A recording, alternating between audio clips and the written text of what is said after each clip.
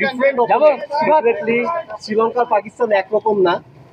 টি-20 সাথে টি-20তে তাদের home ground আমরা খেলেছি, হোয়াইট ওয়াশ হয়েছি, তবে এটা মিরপুরে খেলা। সবকিছু মিলে আসলে এই সিরিজে আমাদের আসলে সিরিজটা জেতার সম্ভাবনা কতটুকু, যেহেতু আমরা একটা উইনিং মোমেন্টাম নিয়ে আসছি। যেহেতু একটা উইনিং মোমেন্টাম নিয়ে আসছি, এটা আমরা ক্যারি করার চেষ্টা করবো। আর যেহেতু হোমে খেলা, আমরা মিরপুরে জানি সবাই নর্মালি যে মিরপুরে কেমন হয়। তো এখন পর্যন্ত উইকেট থেকে টিমের অবস্থা খুবই ভালো আছে। তো ইনশাল্লাহ আমি আমার ইন্ডিভিজুয়াল ট্রেনিং করলাম, তো টিমের মোমেন্টাম খুবই ভালো আছে, এটা আমরা ক্যারি করার চেষ্টা করবো। আমরা ওই পাস যেগুলি হয়েছে ওগুলি নিয়ে এখন করে থাকার চান্স নাই, এখন যেহেতু আমরা একটা ভালো মোমেন্টামে আছি, ওই মোমেন্টামটা ক্যারি করার চেষ্টা করবো। আপনার ব্যাটিং নিয়ে যদি বলি, যে আপনি একটা ম্যাচ খেলার সুযোগ পেয়েছেন শ্রীলঙ্কাতে, তাও আসলে আপনাকে যেভাবে আমরা দেখে আসছি ওপেনিং এ নামতে, সেই সুযোগটা পাননি, আপনাকে চারে নামানো হয়েছে। এই সবকিছু মিলে আসলে ব্যাটিং অর্ডারটা আসলে আপনি কতটুকু কমফোর্টেবল আসলে তিনে বা চারে যদি আপনাকে নামানো হয়?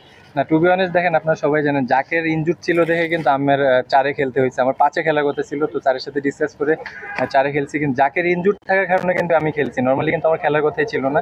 তো মেন্টালি যদি আমি আগে থেকে জানতাম যে এমন অপরচুনিটি আসবে, টু বি অনেস্ট এইভাবে মেন্টালি প্রিপেয়ার ছিলাম না। ওপেনিংয়ে খেলার জন্য সবসময় প্রিপেয়ার থাকি। এখন এই যে ইন্ডিভিজুয়াল ট্রেনিং করলাম, ওপেনিং কীভাবে খেলবো বা অপরচুনিটি আসলে কীভাবে কাজে লাগাবো, ওইটার জন্য প্রিপারেশন